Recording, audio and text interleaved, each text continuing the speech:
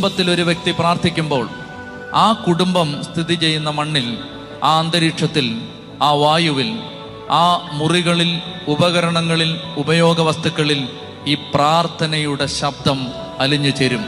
എത്രയോ കെട്ട വാക്കുകൾ ഉച്ചരിച്ച വീടാണിത്.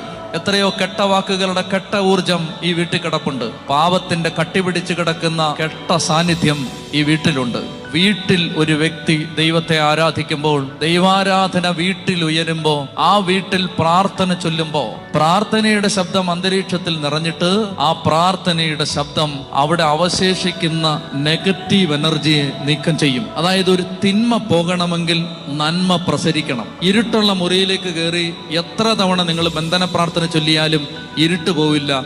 ലൈറ്റ് ഇടണം. ഇരുട്ടുള്ള മുറിയിൽ ഇരുട്ട് പോകണമെങ്കിൽ തിരി കത്തിക്കണം, വെളിച്ചം ഓണാക്കണം എന്ന് പറഞ്ഞ പോലെ ഈ അന്ധകാരം മാറണമെങ്കിൽ ദൈവശക്തി നിറയണം.